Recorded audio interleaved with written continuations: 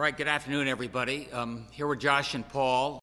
I've got a chance to reintroduce Scott Gottlieb to you in a minute. First off, just quickly, daily COVID summary. Pleased to see that our infection rate is still below 1%. To be exact, it's 0.009953, so it's barely under 1%. Number I've tended to look at. And the death are lingering, which is disturbing. Next chart, I think you've seen, many times. It's our total hospitalizations. It just wants to give you an idea of how much capacity we have in our hospitals in general, because the next slide will tell you what that could be at risk. The next slide shows you the adult ICU bed usage in Arizona and Florida. And I think you'll see that Arizona went from 50% availability to 100% occupancy in less than a month. And Florida ramped up, and they both have zero capacity at this point. They're moving people around. So it just reminds you why early on I cared so much about hospitalization in terms of capacity we have there. Obviously, right now we're blessed with a lot of capacity. And this chart just reminds you how fast it can change. This next chart is a little new one we've done. The new cases by age. We haven't broken it down by age before. I think you'll be interested to see that 20 to 29 is the biggest cohort in terms of years where people have tested positive for COVID. This is just in the last week.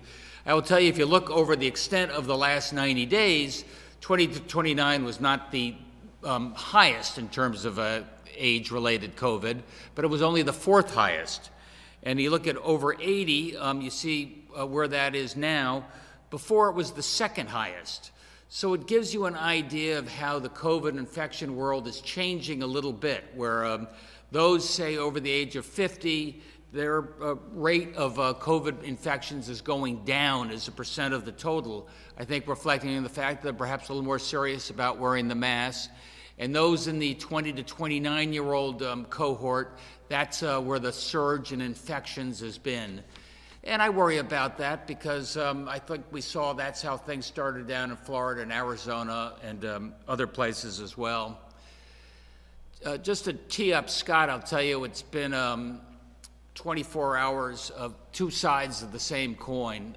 I just met with the event planners via Zoom. It's hundreds of folks who make a living off of weddings and big banquets, and their business has been devastated. And they're just, anxious, pleading. What can you do? Let us get back. I got a big banquet hall. Let us have, a nice event. Maybe do some things. We'll be extraordinarily careful. And I just told them that we're leading every day with public health as the defining lens through which we measure everything. And I talked to Senators Murphy and Blumenthal today at an event. And we said, look, there's well over $100 billion in PPP, the Paycheck Protection money, still there on the books. They haven't been spent. We've done very good here. About 50% of all of our small companies have already gotten those loans. And all these event planners also got some loans as well. But as you know, as we move through July, those PPP loans are running out for companies like that. So I'm working with Chris in terms of how we can maybe make those PPP loans available to businesses that are still shut down for another period of time, so people like the event planners can get a second winds, allow them to power through for the next few months, and hopefully things are turned around and they're available again. So anyway, the event planners desperate to get back to work and said everything we do, we got to do through a public health lens. We're going to have to wait a little bit longer. And on the flip side of that same coin, I spent a lot of time talking with teachers, which is where I want to focus a little bit today. We put out our plan now, it's well over 2 weeks ago, in terms of how we think we can get back to school safely. Number one, safety first, everything through that public health lens. We've shared that with the public health professionals far and wide, trying to get their best point of view on how we're doing and how I can convince parents and how I convince teachers that everything we're doing puts their public health first.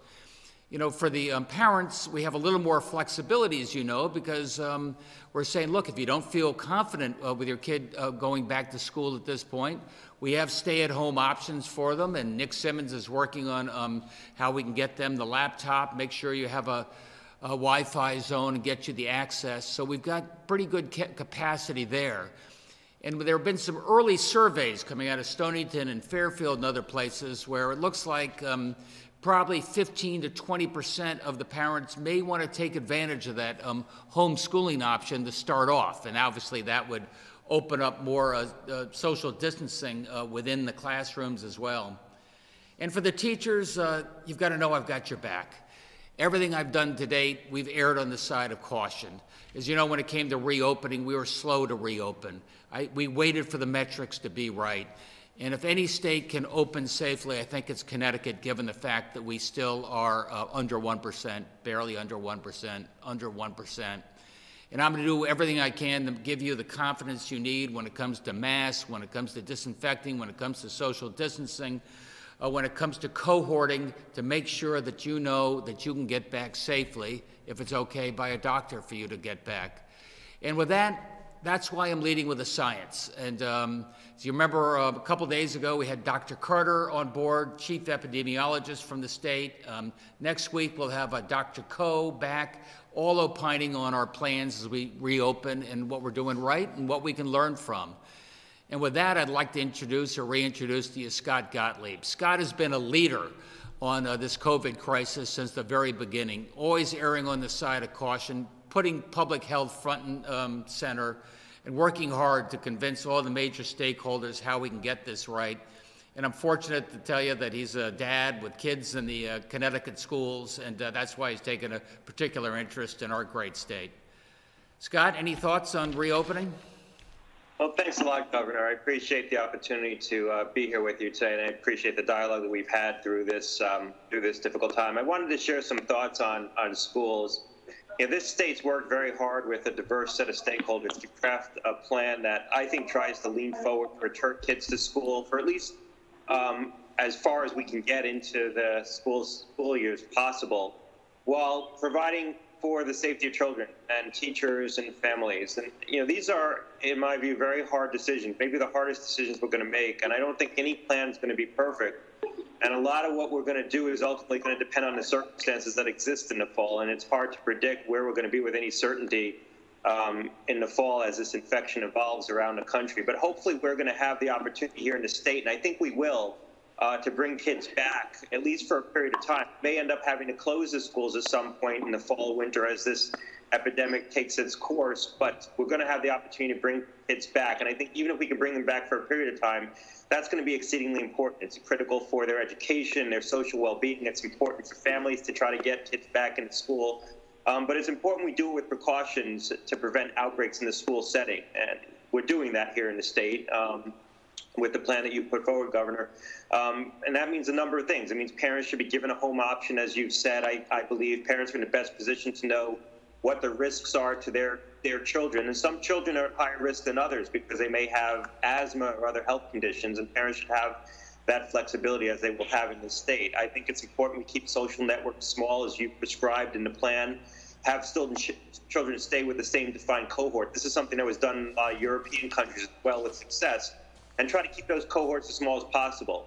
So that way, if you get a single introduction of infection into a school setting, it mitigates the risk that there's going to be a large outbreak. Masks clearly reduce the chance of spread. They protect you from me, they protect me from you, and it's especially important in the school setting, and that students be taught how to use them properly. I think it's especially important also for teachers who may be at higher risk from infection, that they should have proper protective equipment. We need to protect the teachers. They're really frontline providers in these settings.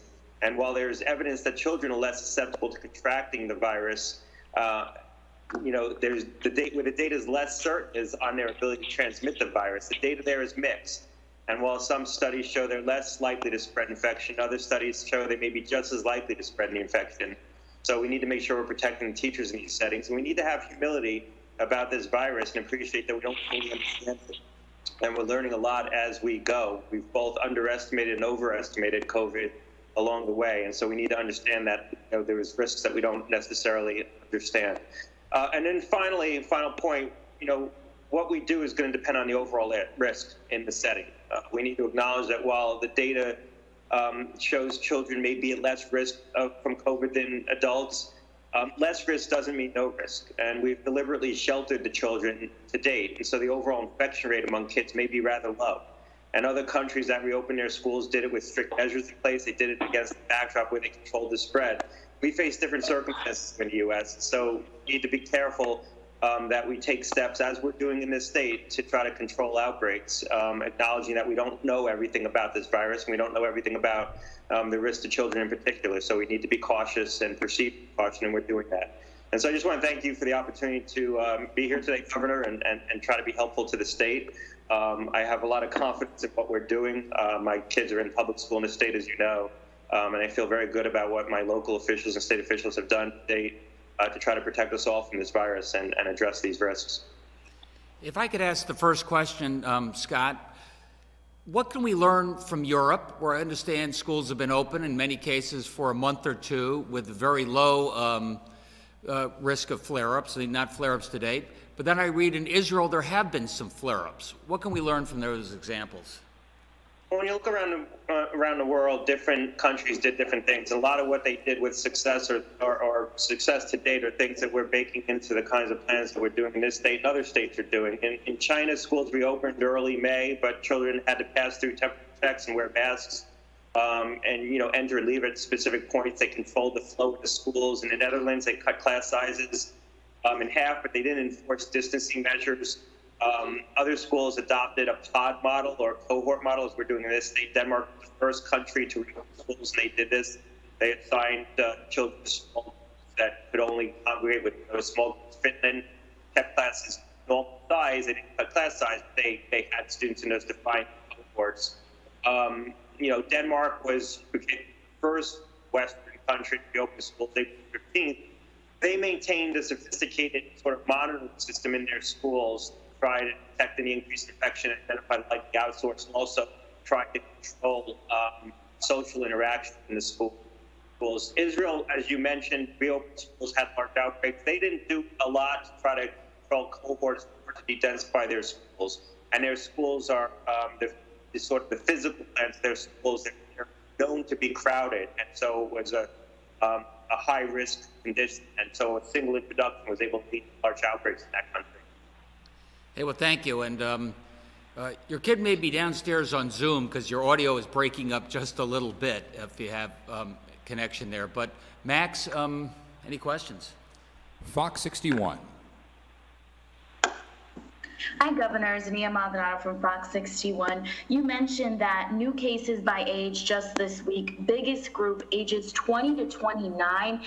What's your message to that age group right now? And could you also talk about, is there the potential possibility that this age group could, I don't want to say ruin things, but come September really inhibit the success that Connecticut has had so far? Well, I think the younger age group, like the 20 to 29, which has spiked up, as you point out, in terms of those infections, are a little more casual when it comes to wearing the mask and close contact socializing. So I think that is a worry. I know how frustrating it's been. I know now it's July. I know we haven't seen your friends in quite some time. You're making up for some lost time. But I'm just telling you, when you look at the numbers in Connecticut and you look what's going on around the country, especially in those southern states, that could be a canary in the coal mine. So please, please be very careful. And then also in that chart, we saw that the second age group for new cases is 30 to 39. And the average age of the Connecticut teacher is, I believe, 30 to 49. So is there some concern around, teachers, we're talking about it today, and them having a higher risk of getting COVID? I think it's risky behavior that gives you those numbers. And, the older you are, the more cautious you are, I guess. That's one of the things that comes with age. So when it comes to teachers, I'm less concerned because we are going to be so careful in terms of making sure those protocols are followed, starting with the kids as well as the teachers, the masks, and the other requirements. NBC Connecticut. Hi, Governor. Matt Austin with NBC Connecticut. A new poll out of Quinnipiac just yesterday found that about 60%, 62% of people said it would be unsafe nationwide to send students back to K through 12 schools. I mean, the school year is not that far off. How do you give that number of people the confidence to send their kids back so soon? Well, when you say so soon, remember we've had a couple weeks of 1% or less. We've had declining metrics for the last couple of months. Let's say we started reopening a couple of months ago with some restaurants, outdoor, and stores. It was a month ago now that we did some indoor dining and some other venues. So I don't think it's so soon is how I would phrase it. But you're right, I'd be very cautious if I was down in Miami Beach right now about having my kid go to school, given the fact that they have an infection rate that could be 25 times ours. We're in a very different situation, and I think that national poll maybe reflects some of that. And then for a question for Scott, in terms of the number of states where we've seen such a spread of COVID recently, at what point do we have growing concern here in Connecticut that could transfer or spread cases here and especially affect the fall and the school season? You know, it's hard to say. Anyone who thinks that they can predict the next 2 or 3 months with any precision, I don't think you can. I think at some point there's a risk that we're going to have a confluent epidemic across the United States because we have a lot of infection. We're taking an awful lot of infection into the fall, and it's going to collide with flu season when it's going to overwhelm our ability to do effective testing. I do think in this state, you know, in the Northeast, where we've sort of brought the levels down very low, we're likely to be quiescent for a period of time. I think we've bought ourselves a couple of months probably of low levels, but we're getting introductions right now, and eventually we're going to have chains of transmission. Now, hopefully we have enough testing and tracking and tracing in the state that we're going to be able to detect it early, try to contain outbreaks, but eventually there's going to be a risk that this becomes a confluent epidemic across the United States as we enter into the flu season. And just real briefly, can you give us an overview of where we are with vaccines? How confident are you that we're going to actually have the distribution also to get the vaccine out effectively? I know we've run into a lot of issues with testing. I think we're going to have the ability to distribute the vaccine. You know, in 2009 with the H1N1 season, we effectively made a trivalent flu vaccine, and then we manufactured a couple of months or several months later than that a monovalent vaccine for H1N1 swine flu. And we were able to both manufacture and distribute that flu vaccine. So we had the capacity to basically create a sort of double supply of flu vaccine that season, get enough injections, be able to deliver it effectively. So we've done this before. We should be able to both deliver a flu vaccine this fall, winter, and then deliver a COVID vaccine if we're fortunate enough to have one. I think the reality is that having a COVID vaccine is likely an early 2021 event in sort of an optimistic scenario. I think it's unlikely we're going to have a vaccine available in 2020. If it is available, it's going to be available for limited use under an emergency use authorization, probably. That would be my best estimate. It's possible we'll have data from the pivotal trials with the vaccine sometime in October in sort of an optimistic scenario. And partly that could get accelerated because I think enrollment in these trials is going to go quick. There's going to be a lot of people who want to enter these trials. And frankly, you know, the United States is unfortunately a very good place to be conducting a vaccine trial for a COVID vaccine right now because we have so much infection. We have a lot of cases. And so these trials are going to be able to determine more efficiently whether or not these vaccines are effective because you're going to have a lot of cases in the control arms of these trials to know whether the vaccine's working. So we could get an early answer on the vaccine. And the final point is, remember, the manufacturers are manufacturing these vaccines right now, or they're going to start manufacturing them at risk. And I'm on the board of Pfizer, as many of you know, which is one of the companies with the vaccine. But the manufacturers have said publicly they're manufacturing these at risk. So we're going to start having supply and doing lot release, you know, maybe as early as late summer with these vaccines. So by the time one of these is either authorized or approved, you're going to have some supply on hand that you can start distributing. News 8. Governor, we understand that things could change pretty drastically over the next couple of weeks. But is there a scenario where we get into August, we have not gone into phase 3 yet, but is there a scenario where you would still maybe have school start on time with as many kids in class? Or would that phase 3, if it's still not, still in pause, then you wouldn't look to go forward? I think those are two separate items. Phase 3, as you remember, was bars, nightclubs, occupancy and indoor dining. And those are things we decided to put on pause because we thought, talking to every other governor in the country, that those are very infectious, especially in the bars. I would not put the schools in the same category at all. I think we have a situation where we can control it a lot better. We can cohort, as Scott said, and we can make sure that masks are required. And I think that will make it a very different environment than the other phase 3. Can I ask you a question about, with respect to the lottery as well? I know there had been talk in the past couple of years about going online, and certainly maybe during this time, it looks pretty good. Is that something that will come up again in the near future? Probably come up not in the special session, but perhaps in the regular session. We've had a number of conversations with both Mohegan Sun and Foxwoods. Thinks this is a good time to be thinking about the iLottery, but there's some legal things we have to make sure we do it in a way that doesn't invite litigation.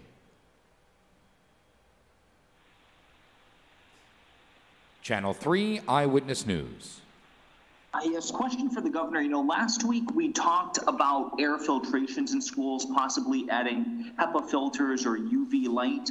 Have strides been made during this week to kind of get these things in the schools?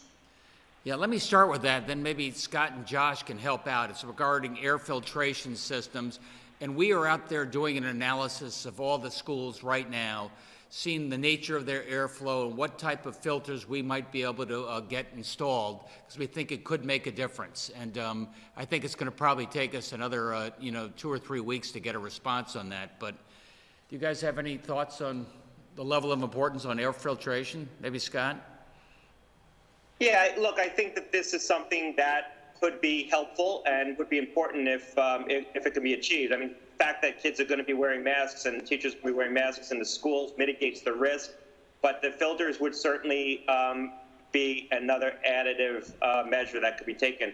The reality is we talk about COVID being airborne, whether or not it's aerosolized or whether or not it's droplet transmission.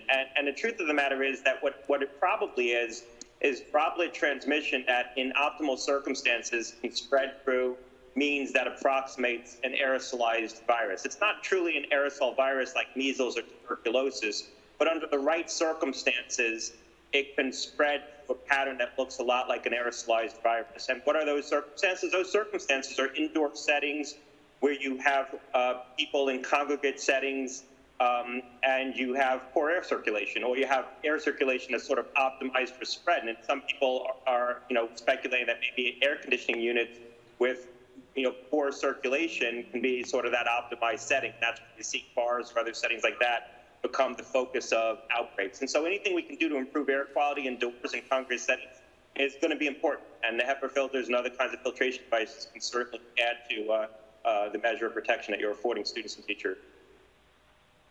And Mr. Gottlieb, can I get your thoughts on high school and collegiate sports in the fall? Can football, for example, be done safely at the high school level? Look, I think I've been talking to some of the pro teams, and I think that they're going to be putting in place very strict measures to try to both test athletes and control, create a protective bubble. I think when you're talking about sports where people are in close contact and risk of spread is high, you need to try to create a protective bubble around the athletes in those settings. And it's harder to do at the collegiate level, and it's even harder to do at the high school level. So I think that is going to be challenging. At the pro level, they have unlimited resources to put in place all kinds of measures. Other levels, not so much. CT News Junkie. Thanks, Max. Governor, I wanted to know what your thoughts were. There are some members of the House who are still pushing for a workers' comp presumption for COVID-19. What are your thoughts on adding that to the special session agenda? When we met with the leadership a couple days ago, we agreed together that we were going to focus on just the 4 items that we put forward. And my understanding is we're going to keep things limited to that right now. Is it possible it could come up in September? Oh, very possible, yes. Thank you. WTIC 1080 News. Hi, following up on the high school football question, Mr. Governor, you know people love their high school sports. New York has now postponed its fall season. That just came out in the last hour or so. And New York has canceled the fall sports championships for high school. You've done a lot in coordination with New York State. Is that something you're looking at? Well, we'll be talking certainly to the sports leagues, help them take the lead on this. You know, my instinct is at least you're not traveling to high infection states. High school sports is at least limited to a state where you have a very low infection rate. But I think I'll follow their lead. Any thoughts on that, Paul? Commissioner Cardona, as you know, is part of our reopen strategy, as well as with the education plan, said that they're going to be working directly with CIAC and the relevant sports leagues within the state. So I know they're in close contact. We were aware of the action taken by our neighboring states and have been in conversations directly with those governor's office about those actions. So we will be continuing to work with the CIAC as we look at our infections rate, as well as looking at our overall reopening of our schools. And Doctor, I would just ask you to, we all have to mute our microphones after we ask our questions so we can understand you. So just going to ask you to repeat your answer on high school sports.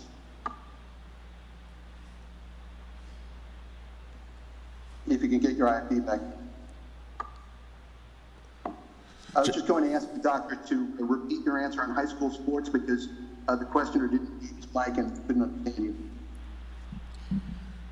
I don't think Scott could hear us there, but we'll get you that response. Scott Gottlieb, can you hear us? I can hear you, Governor. I couldn't hear on the other end. There was some if you could repeat your answer regarding high school sports. Yeah, look, I don't have a lot of expertise here, so I'll just say that up front. I think that there is a lot of risk in when you have children in close contact doing athletics, the risk of spread. You can't social distance, you can't wear a mask. And so in those settings, you want to try to create a protective bubble around the athletes. And so if you look at what the pro teams are doing, they're testing constantly. So they're going to be testing athletes, on a regular basis. Some of them are doing testing every day. They're bringing point-of-care diagnostics into the locker room. They're going to control behavior off the field. You look at what the NBA is doing or what Major League Baseball is doing. Colleges are trying to adopt some of those measures. They're having a harder time. They don't have the resources to do that level of testing. I think it's going to be even more challenging to do that at the high school level. And so, quite frankly, I would prioritize getting students back into the classroom before I reintroduced extracurricular activities. I think that the most important thing is to get students into the classroom, try to restart classes, see how that goes before we reintroduce other elements of risk that could lead to outbreaks at the high school level. Because it's going to be harder to introduce the kinds of safety measures around the kids at the high school level that you see pro teams and some collegiate teams doing. The Associated Press. Thank you. Along the lines of football, Governor, UConn football currently has games scheduled this fall in North Carolina, Virginia, California, and Mississippi. If things don't get better in those states, would the team be required to quarantine after they get back from those games? And do you even anticipate allowing teams to travel for football, baseball, or other sports, college level? Well, my feeling is if you go to a highly infected state that still is part of our quarantine, that would be the requirement. As Scott just said, sometimes these teams live within their own bubbles. That's a form of self-quarantining, but I'd be reluctant. And Dr. Gottlieb, the Maryland governor, Larry Hogan, and he was a Republican, and some other governors have said that President Trump has left their states vulnerable to the pandemic, and they have to deal with this surge on their own. And they're saying that the lack of a national strategy could mean that we could be in this crisis for a while. What do you think of that?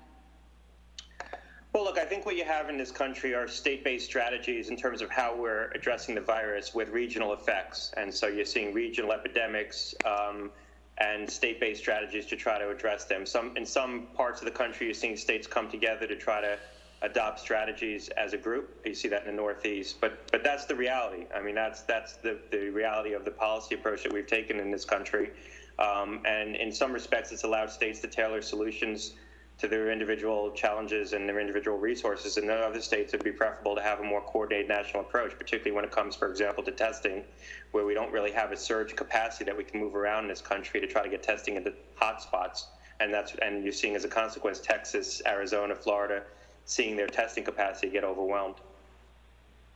And regarding testing capacity, we're hearing reports in some parts of the country, 7, 10, 14-day time frames. Is there anything the federal government can do to shorten the amount of time it takes to process a test?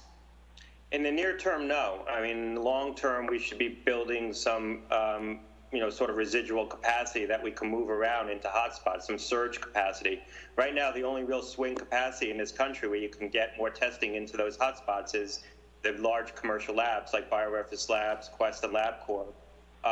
And so they're moving capacity into those markets because that's where their biggest public health demand is. And what you're seeing as a consequence is wait times for tests go up in other parts of the country because their labs are focusing their resources on the places where the most urgent public health need is, which is right now Florida, Texas, Arizona, Alabama, California, Southern California.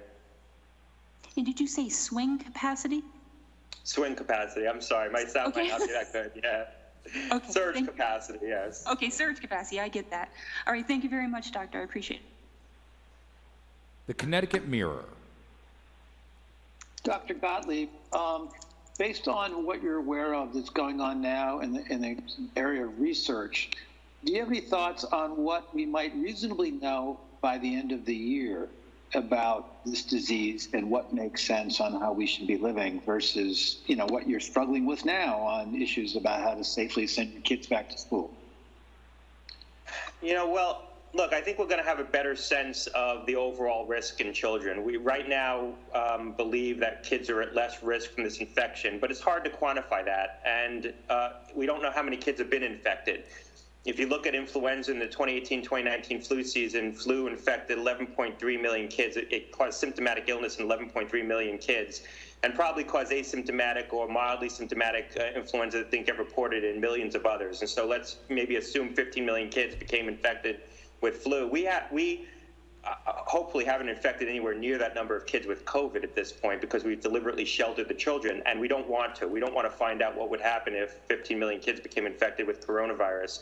I think we're going to have a better sense of what the overall risk is to children. It appears to be lower, and it probably is lower, but we don't fully understand that. The one reliable study evaluating symptomatic COVID in kids, so these were kids who developed the infection and became symptomatic, and there's a lot of data showing kids are less likely to develop the infection and become symptomatic. But for the kids who did, it was a study of 2,100 kids out of Wuhan in China, and showed that 5% developed severe disease requiring supplemental oxygen, and about 0.6% developed critical disease requiring ICU, so multi-organ system failure, acute respiratory distress syndrome, shock.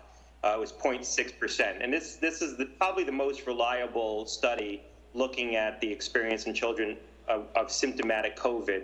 And it's actually on the CDC's website, and the CDC identifies it as probably the most reliable study. I forget the exact terminology of how they point to it.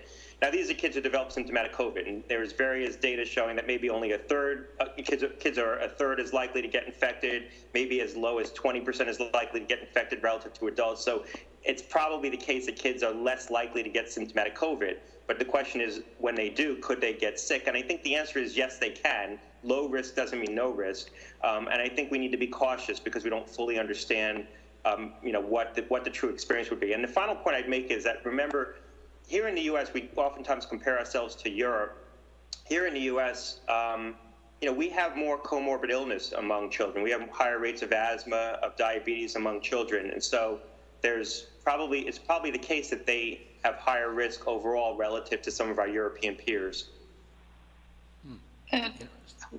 look, what metrics are you going to be looking for this fall when it comes to your decision as a parent about either removing your children or advising the local school board that you need to go to a different model, whether it's coming in shifts, some of the other options that have been discussed?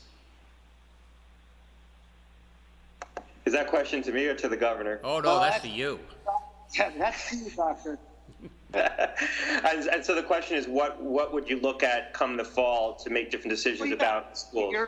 Look, you're a scientist and you're also a parent. So ultimately, when you're looking at your own children, you've got to decide what in your gut makes you feel comfortable.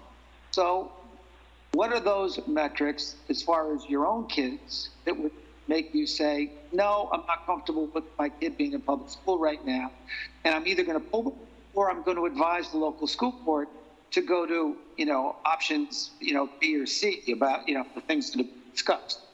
Yeah, look, it's going to come down to what the prevalence is and whether or not there are outbreaks in the state, and particularly there's outbreaks in my local community. And where that threshold is, it's hard to say. I think we're going to know it. It's the sort of thing that we're going to know it when we see it. But I think if there are outbreaks in the state, outbreaks in the local community, that would be a point at which I would decide to pull my kids from the school. Now, I'm going to make every effort to start my kids in the school. I have a lot of confidence in the way the state's made decisions and the way my local district made decisions early on in this epidemic. They were early and prudent in terms of how they approached the school issue and made a decision to close the schools. And so I have confidence that the state's going to make good decisions and the local school district's going to make good decisions about if the point in time comes that we have to close the schools. And that point may come. I mean, I would think that at some point this is going to become epidemic again in some fashion in the Northeast. We just have so much infection around the country.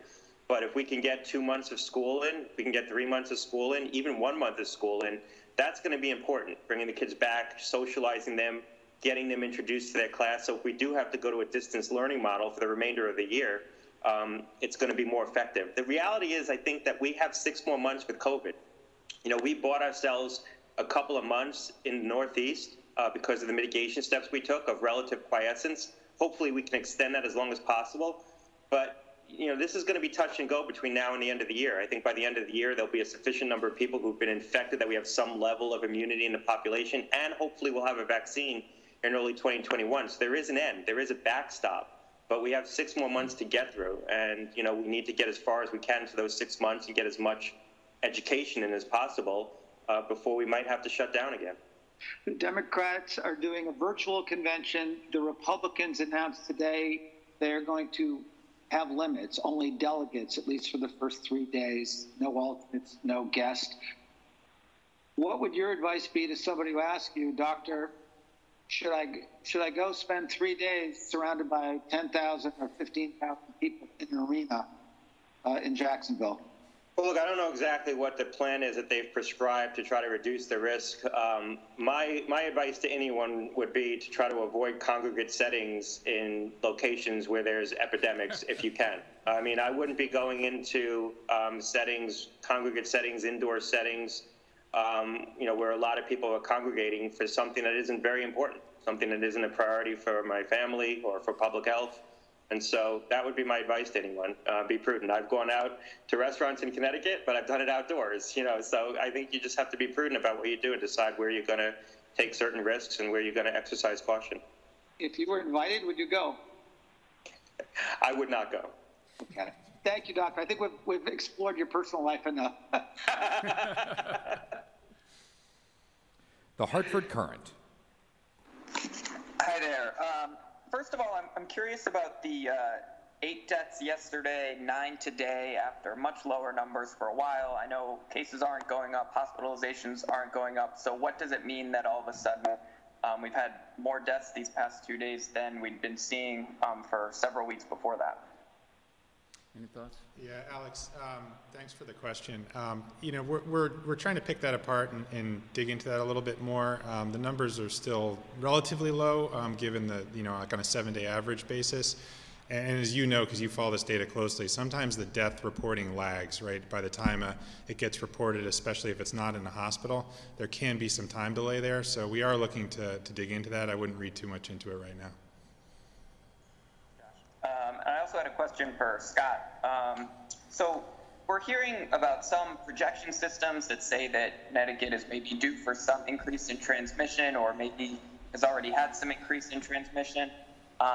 Do you think that is the case? Is it possible that our levels can stay this low long term, or even before the spike in the fall, are we due for some sort of increase? Well, I think that it was a little bit of feedback, but I think the question is, can we have this low level of transmission and maintain it? Is that the essence of the question? Yes. Yeah, look, the state's doing a lot of testing, so I'd have reasonable confidence that if there were large outbreaks underway, we would pick that up. Certainly if there's introductions happening and small chains of transmission getting lit, we might not detect that. But if there's large outbreaks underway, I think we would detect it, because we do have a lot of testing, certainly relative to other states, but even on an absolute basis, if you look at testing per capita. Is it going to stay that way? I think it's going to be challenging for a state that has as much movement in and out as this region does, this whole region, to avoid a lot of introductions given the amount of infection there is around the country. So I think we need to be prudent and understand that this may become a confluent epidemic at some point this fall, winter, as we collide with flu season. When you have a situation where everyone who has a respiratory infection in the fall or a febrile illness needs to get ruled out for COVID before they can get treated for para-influenza, influenza, mycoplasma, RSV, or other kinds of coronaviruses, that's going to put a lot of pressure on the healthcare system and our testing capacity to keep up with this epidemic. And at some point, you could have an epidemic that is widespread this fall or winter as this collides with flu season. And that's why I think it's important, again, the reason why we're here today talking about schools, it's important to try to get as much in as we can while we can, because we may not be able to, keep schools open for the remainder of the year. Thank you. Hearst, Connecticut Media. Thanks, Max. Hey, can everybody make sure that they're muted? We're getting a bad echo. I've got a question for Dr. Gottlieb. The governor started things off by talking about surveys showing that 15 to 20% of parents might not want their students in the classroom starting the school year. Do you think that's a good idea? Would you recommend that 1/5 of the students stay home just to lower numbers? Well, I don't think 1/5 of the students are staying home to lower numbers. I think, perhaps 1/5 of students might be staying at home because their parents have exercised discretion, and I think should be left to parents. And so I would never second guess the decision of a parent to decide to homeschool their kids. A lot of kids are homeschooled on a normal basis, let alone in this environment. I think that parents need to make decisions based on what their ability is, whether they can homeschool their kids, and what they think the risk is to their children. Some children are at higher risk than others, and so the parents need discretion to make decisions to, keep their kids home. A child who is asthmatic or has diabetes is in a different situation than a child who isn't, and a parent may make a reasonable decision to keep their child home based on their assessment of the risk. Governor, wouldn't it be a good idea to lower school populations, though, by 20% anyway? Yeah, but I agree with what Scott said. We're not influencing that. We're letting parents make their own decision. But you're sort of right. I mean, in this sense that parents are going to be cautious. Some school kids are going to stay at home. That's going to open up more space within the classrooms. Just like many people don't want to go to an indoor restaurant right now. So even though we've got it capped at 50%, there are fewer people in there because it takes a while to catch up. So there is some positive self-regulation going on, Ken. You're right. And Governor, has the contact info procedure started at Bradley yet? I listened to Kevin Dillon on the radio yesterday, and it sounded like it hadn't started, but it's going to start soon. I think it's going to start soon, probably early next week, if I had to guess. Are we still getting positive reports on mask wearing, social distancing? I noticed there were some bars or some restaurants in Danbury that had to have police action on them over the weekend. There are some incidents that we're being notified of. As you know, if you don't feel comfortable telling the proprietor that people should be wearing their masks, and that's the rule, you can dial 211. We notify local public health or give people a strong reminder. There's some lax attitudes out there. We're trying to take that seriously. Thanks. And one more for Josh. Josh, anything preliminary on the nursing home investigation through the consultant? Yeah, so the consultant's been, the contract was awarded, as I think we announced last week, to Mathematica, a policy research firm based in New Jersey. That study is underway, so they are on board. They're starting their research, their collection, their interviews, so it's off and running, and we expect an interim report by mid-August. Thank you. The Waterbury Republican American. Thank you. This is a question for Scott Gottlieb. Could you perhaps elaborate on what makes you confident about the school reopening plan? There are certainly plenty of teachers and parents who think it falls short. So what is it about it that gives you confidence? Well, look, nothing's risk-free, and I don't think there's any plan that's sort of foolproof.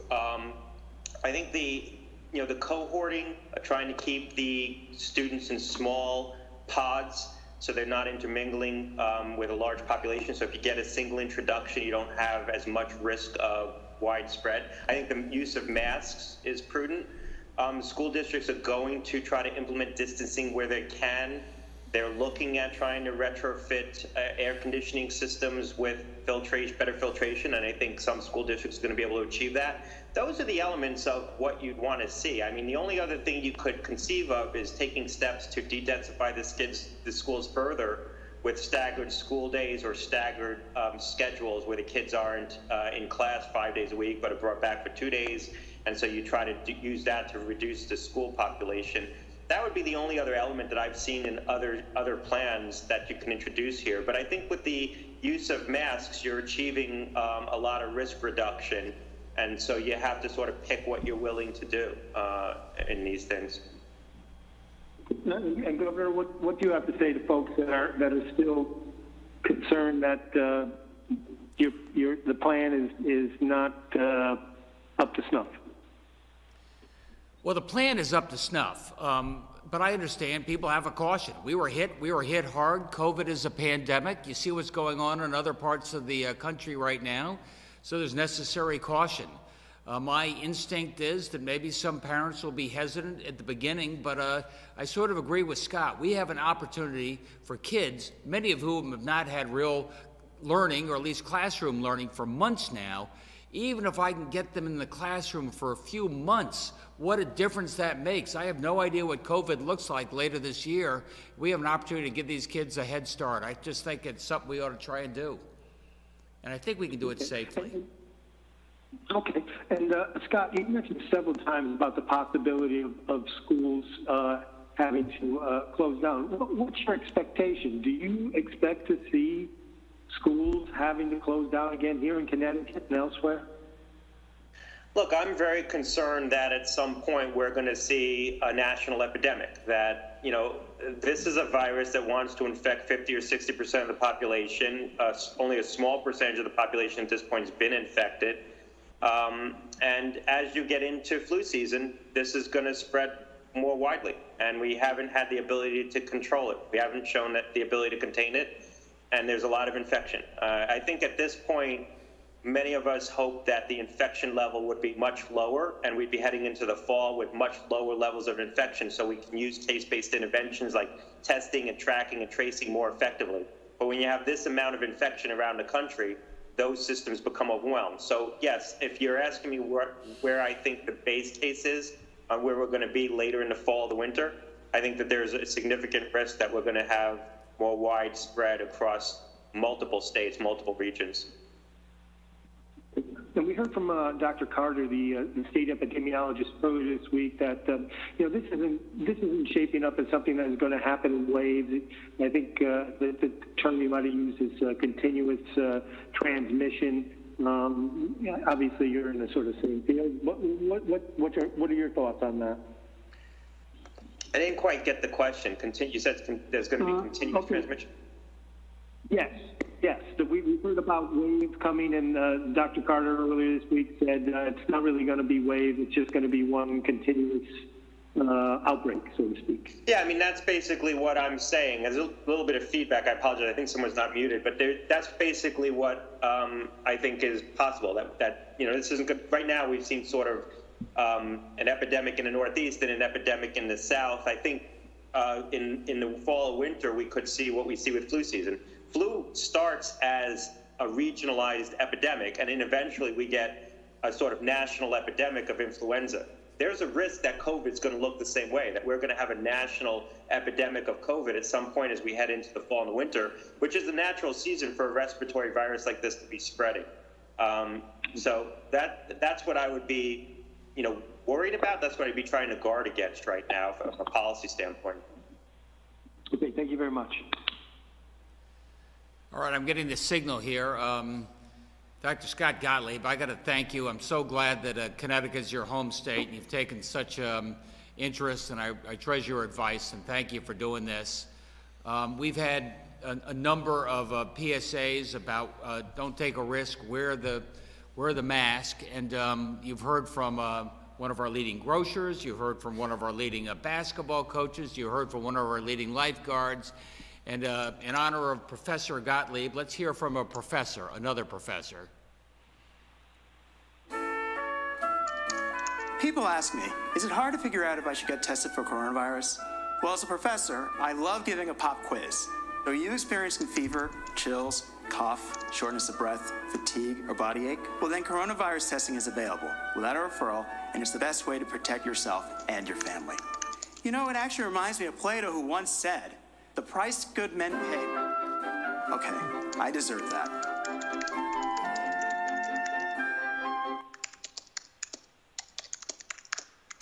Have a safe weekend. Take care, everybody. Thank you, Scott.